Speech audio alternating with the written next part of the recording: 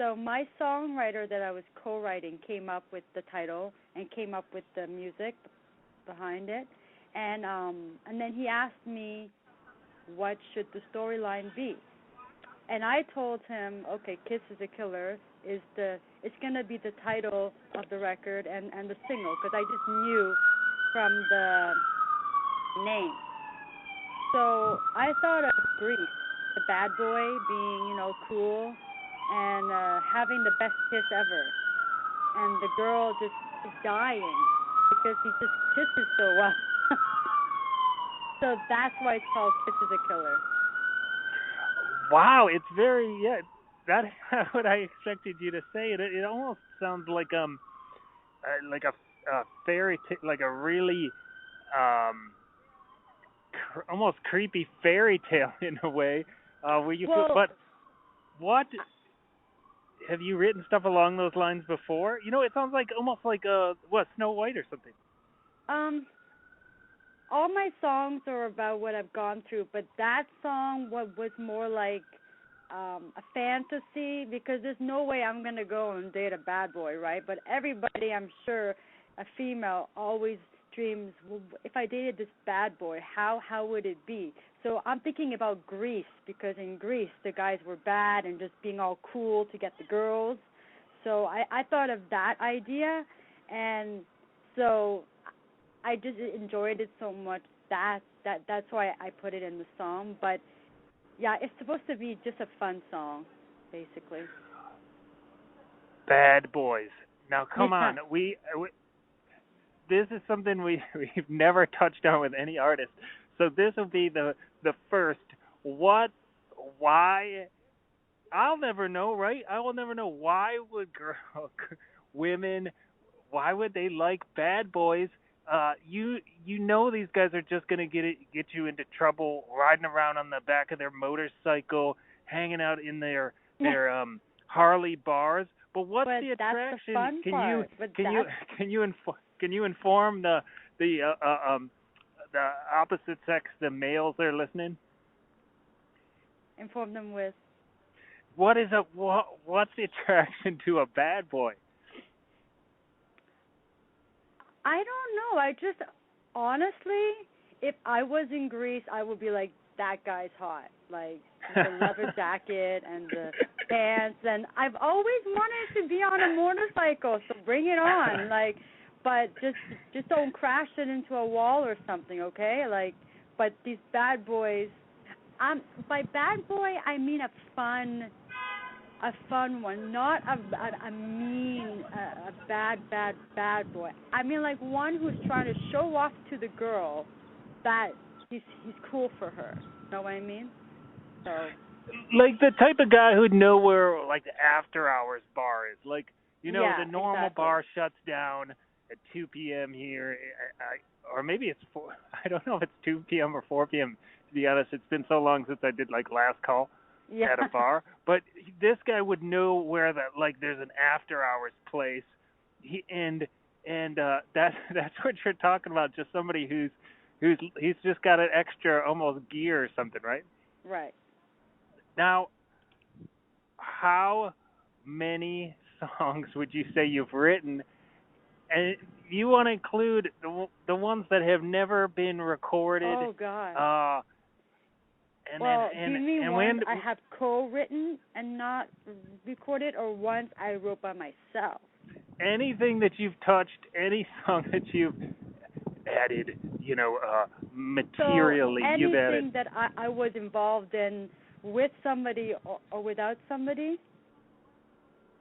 Oh, Yeah, I, exactly, the total, like what do they call that, the denominator or whatever? oh, The total, like the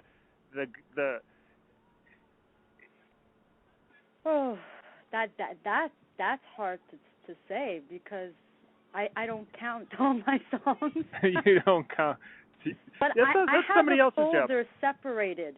Like with the co-writers, I have a folder with the people I co-write with, and I have a folder just for me because I don't want to mix those songs up. But Right. I don't know. Probably It's over 100 maybe or more. Like right. Suffice to say, it's two binders. That's a good number. Now, Let's just say I can put maybe 10, 15 records out with it. If I choose those songs to put, I can probably have 10 to 15 more records out, but knowing me that I write so much, I might push songs away and write a new song. So, but I can probably do that.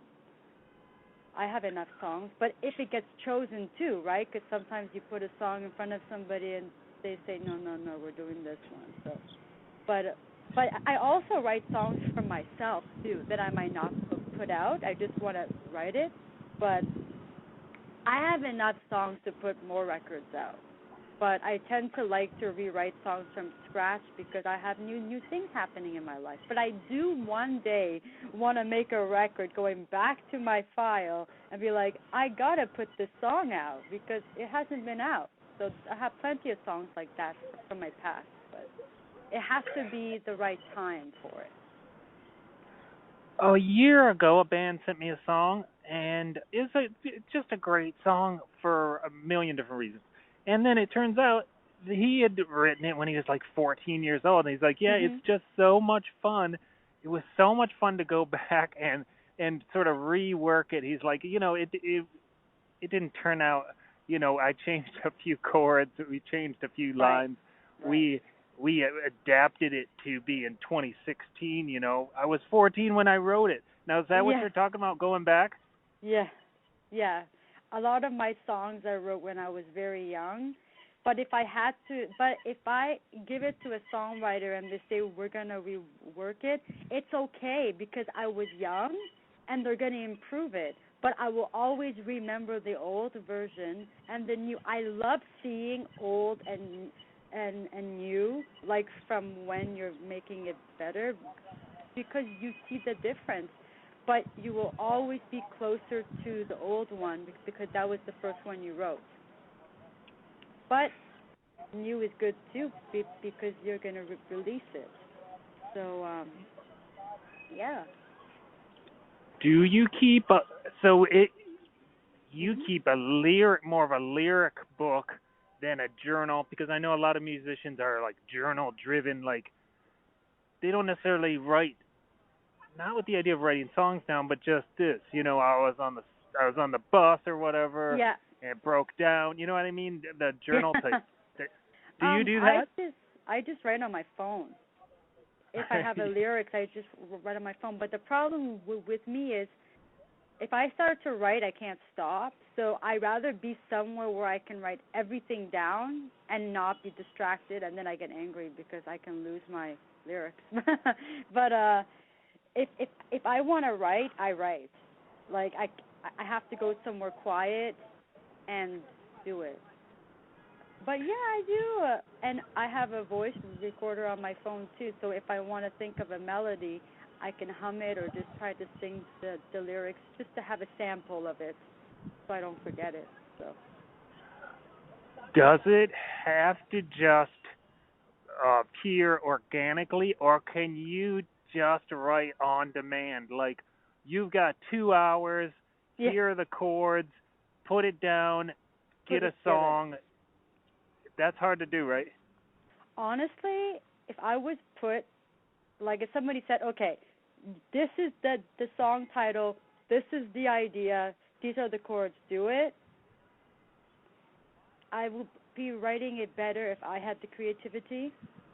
But honestly, it'll be a good test on my end to see if I can do it. But I have been with the songwriter that gave me an idea that I never thought of, and it went well. So, but I would prefer if they say use your own chords. Here is the song idea, and do anything you want.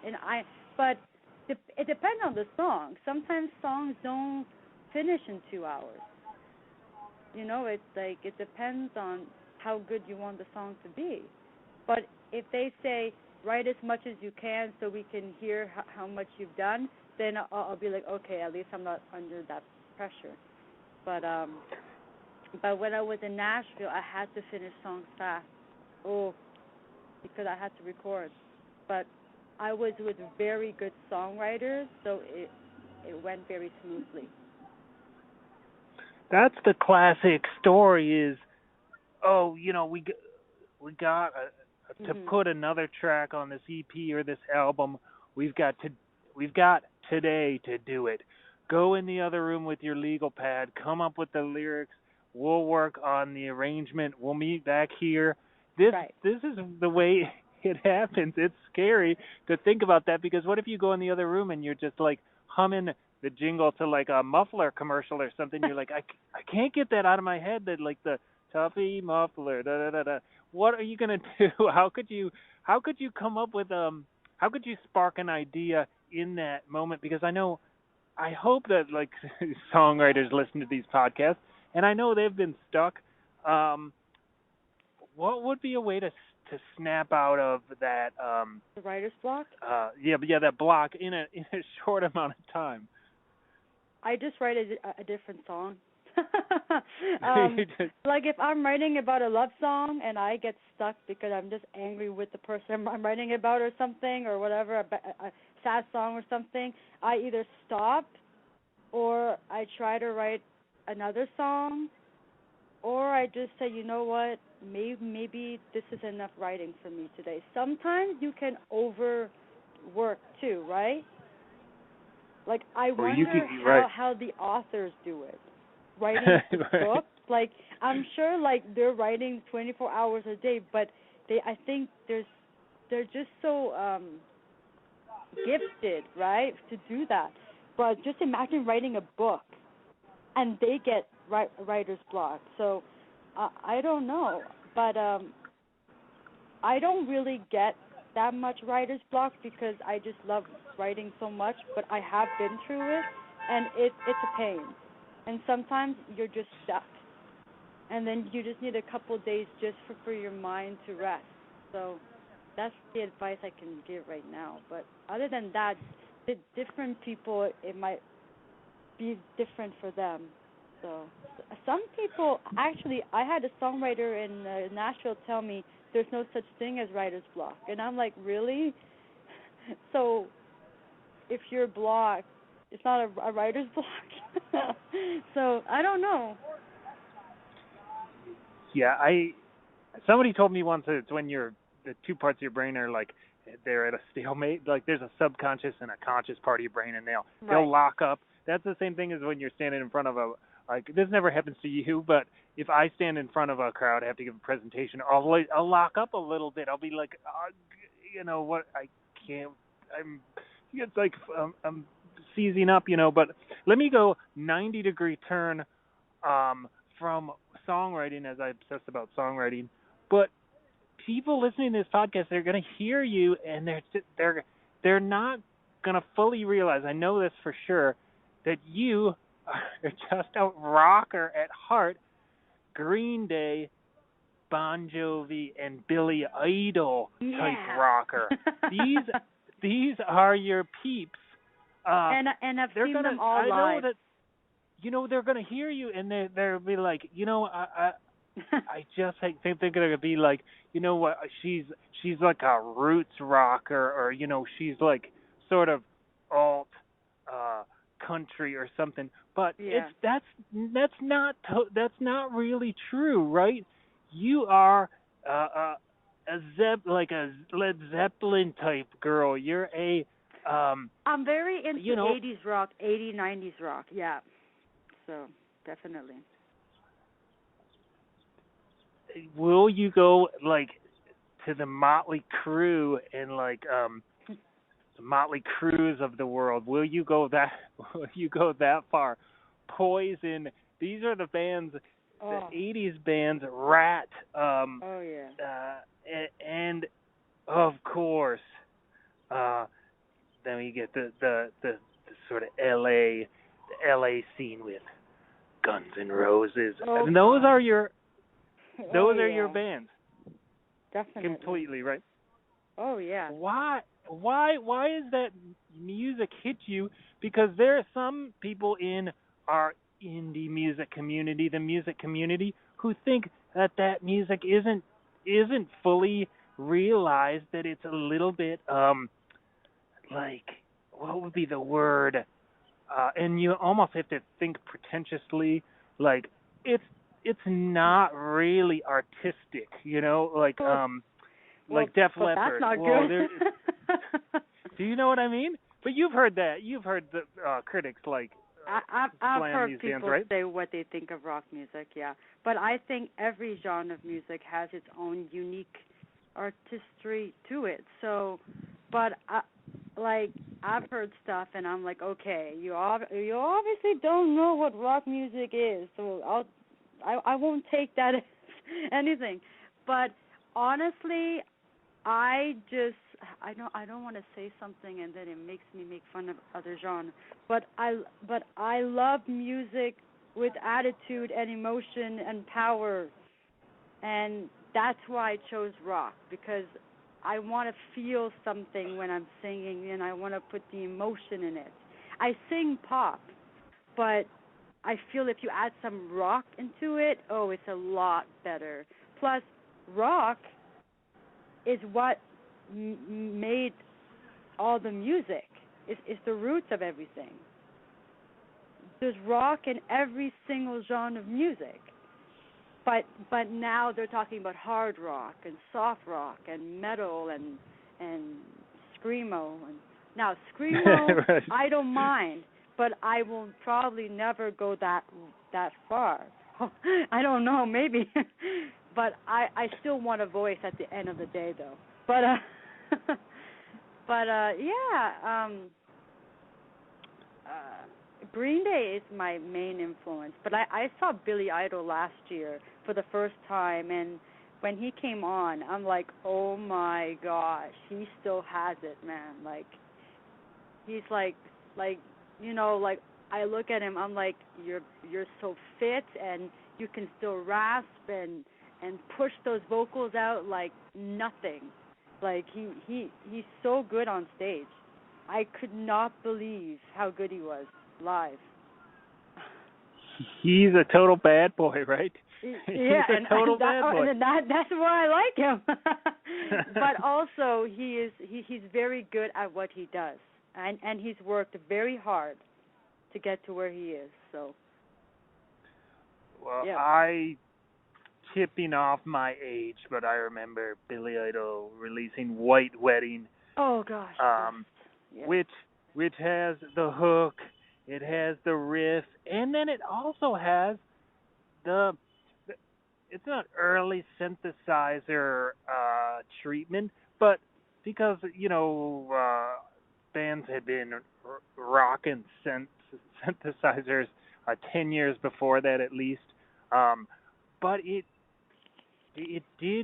was in a slightly different direction than a lot of music at that time, um, and of course Billy Idol was in what generation, it was a Generation X before that, Yeah, and Generation he's X. never he's Yeah. he's never slowed down ever. But do you feel at all constrained by uh, the genre? I know that you see rock as all inclusive, and you don't really differentiate between the subgenres. But you certainly can't sing about what couldn't you sing about? And rock? Actually, it is pretty much limitless, isn't it? What you could sing about. You, The thing is, people think rock is love and drugs and stuff, like all that drugs and bad stuff. But honestly, I think rock is just fun. Like I don't sing about drugs and stuff because that's not the things I do in my life. But because most bands sing about their life, like Green Day, all right. their records pretty much tells you what they've been through inside and out. Like Billy from Green Day has been through a lot, and I'm glad he's still doing what he's doing because I need them. Like I love their music, and it's just, and I love it when they come out with something brand new. Like there's this new kind of sound they added in their record. I'm like, wow, that is amazing. You thought of that, like, because some people like it when bands don't change a lot, but I love to see bands grow, show me something new because I want to see what you're doing. I love it. I could just throw these questions at you because you're like Teflon. You will just keep, deflect them. But what about when that rock band like they cut their hair or they like go in a Mhm. totally different direction?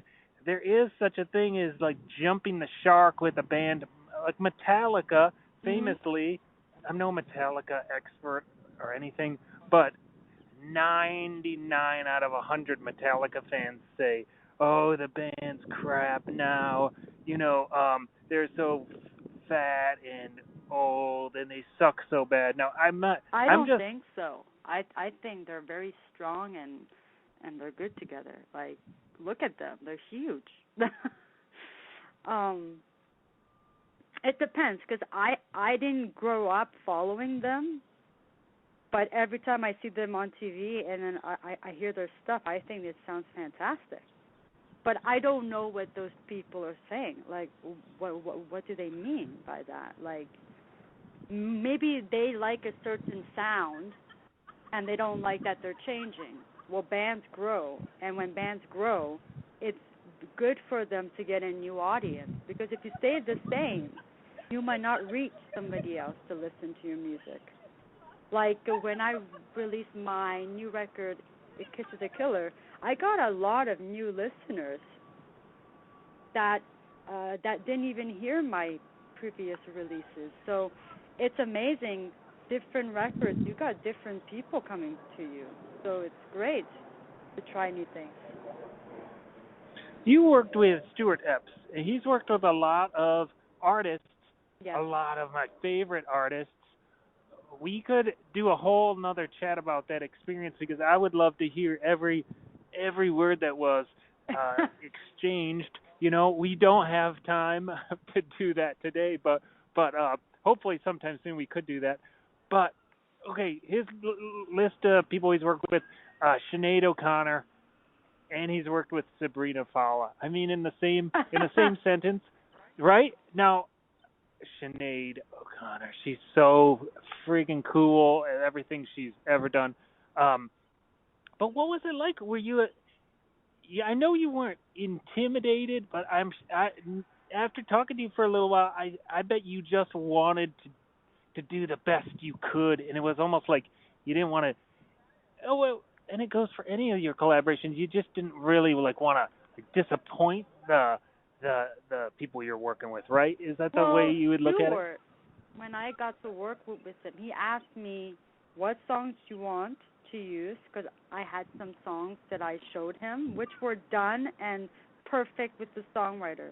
Stuart didn't do any changes. He took the songs as is.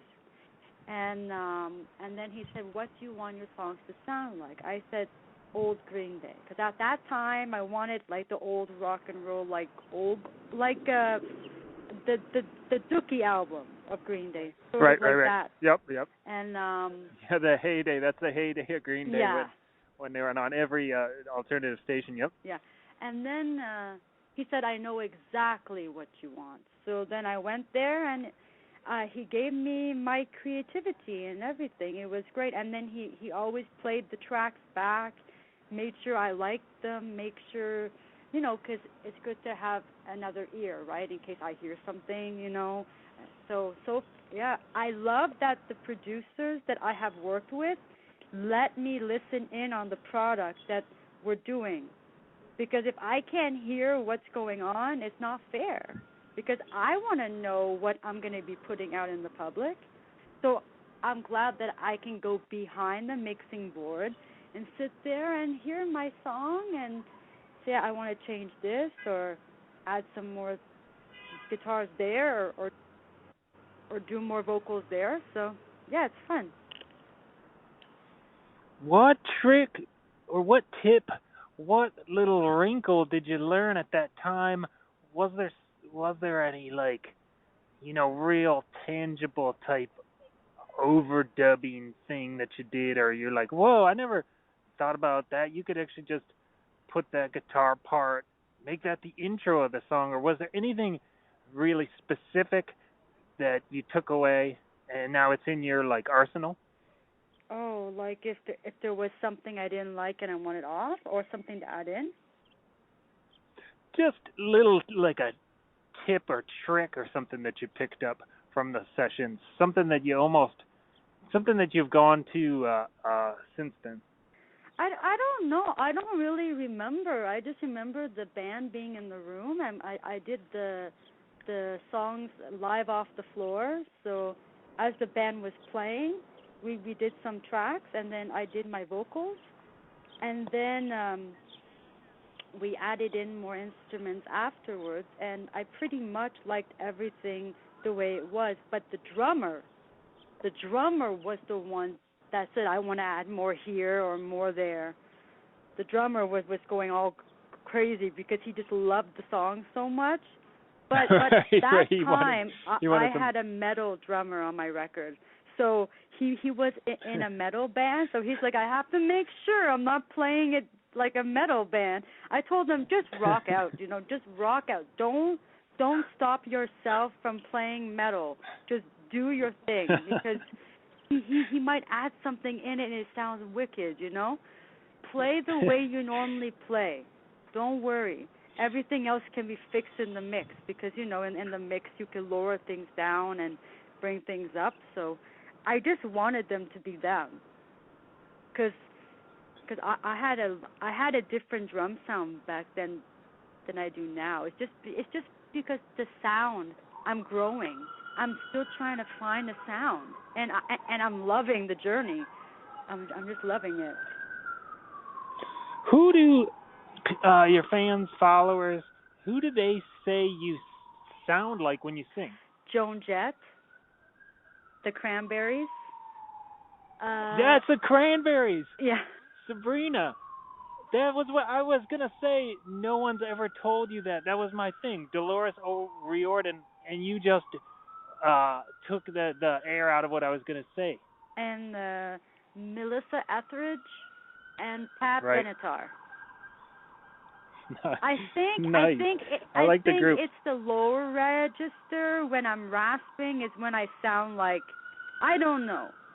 Somebody told me my song, The Front Line, sounds like Joan Jett. So I sound like Joan Jett, even when I wasn't even thinking of Joan Jett at the time. But I guess they're different songs, the way I'm singing. But they're all amazing artists. They're all great. So. Oh, those are killer. That's a killer group right there. They're all going to be in the Rock and Roll Hall of Fame. And for the sound of my music, I've heard people, Green Day, Bon Jovi, and a bit of Billy Idol too. A little bit of sound of each, and that's what I want them to hear. My influence. That is. I tried to put. I can't believe a bit of them into my sound. But I just don't want to sound like them, because that's them. So. I can't believe you said the Cranberries. Yeah. That was what I thought for sure. I had a proprietary scoop, and then somebody thought of that before me. That is so hilarious. But I was curious. What is next? Because I was just looking at my clock. I'm like, oh my gosh, we're way over that amount of time that I told you. What is next? Where are you going to record next? Iceland, or are you going to fly over to Dubai to record an album? What is? You are talking. I'll go to Jamaica. No, I'm joking. Now that would be very Rolling Stones. I would love to go back to perform in Barbados again. It was beautiful. But I don't know. I really enjoyed my time in Nashville. I would totally go back and work with the same team I was with in Nashville and make a different record, because the songwriters and the people in the production, amazing. Like they know their stuff, and being there, I was very comfortable. They were very nice. They were very welcoming. Such a good family as a team. So. Amazing. So much fun to talk to you today. Thank you for having me. I really appreciate it. Yeah. I really appreciate it. I know you're super, super busy. But hopefully not too busy in a few months to chat Oh again no, just and let hear me more know about and we your can journey. chat about the Stuart Epson. At least it'll give me time to think back because it's been a while, so I need to like remind myself. It's a blur. Yeah. It's a blur. You have to go back in your journal, and we will definitively find out whether or not Stuart Epps is a bad boy on that next chat. We will find out for sure from someone who's worked with him. But Sabrina, have a wonderful day, a wonderful weekend, and we'll talk And to you you very too. soon. Best of luck with You everything. too. Thank you so much. Bye. Bye bye.